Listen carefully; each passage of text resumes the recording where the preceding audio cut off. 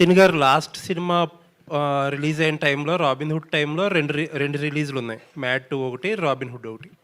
రెండు సినిమాలు కూడా ఎక్కడో కొన్ని ఏరియాస్ కోసం అని చెప్పి టికెట్ ప్రైజెస్ పెంచి జీవోలు తెచ్చారు. బట్ తమ్ముడికి original prices, no increase prices. వేణుగారు సార్, ఎందుకంటే మీరు అడిగిన దాంట్లో అంటే ఎక్స్టెండ్గా ఉంది. మన పవన్ కళ్యాణ్ గారు ఒక ప్రెస్ నోట్ని ఫస్ట్ నేను రియాక్ట్ అయ్యాను. ప్రేక్షకుల్ని థియేటర్కి తీసుకురావడానికి ఏం చెయ్యాలి అనేది మా రెస్పాన్సిబిలిటీ అది. సో టికెట్ ప్రైస్ కానివ్వండి, క్యాంటీన్లది కానివ్వండి, ఇవన్నీ మేము థియేటర్ అంబియన్స్ కానివ్వండి, ఇవన్నీ బెస్ట్గా ఇచ్చి ప్రేక్షకులని మళ్ళీ థియేటర్కి తిరిగి తెప్పించుకోవాలి.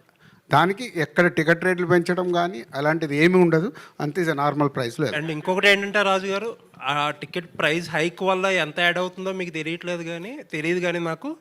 బట్ దాని గురించే పెంచేస్తున్నారు, రేట్లు పెంచేస్తున్నారు, దోచేస్తున్నారు అనే డిస్కషనే ఎక్కువ డ్యామేజ్ చేస్తుంది. అది నాకు తెలుసు అండి, మరి అదే కదా చెప్తున్నా. ప్రొడ్యూసర్గా నాకు తెలుసు, అది డిస్ట్రిబ్యూటర్గా నాకు తెలుసు.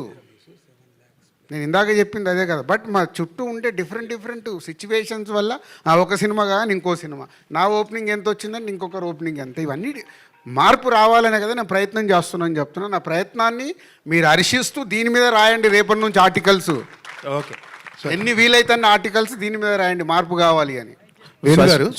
దానికి ఆదర్శం మన డిప్యూటీ సీఎం గారు ఏదైతే చెప్పారో దాన్ని నేను ఫాలో చేస్తున్నా. అలాగే తెలంగాణ గవర్నమెంట్లో కూడా నిన్న సబ్ కమిటీ మీటింగ్లో ఇది ప్రపోజల్ ఇచ్చాను డిప్యూటీ సీఎం గారికి. నిన్న వాళ్ళు ఇచ్చిన దాంట్లో క్లియర్గా ఇవ్వలేదు. బట్ తెలంగాణ స్టేట్లో కూడా అది సేమ్ పవన్ కళ్యాణ్ గారు అక్కడ ఏదైతే అడిగారో అది యాజ్ ఇట్ ఈస్గా ఇక్కడ ప్రపోజల్ పెట్టాం.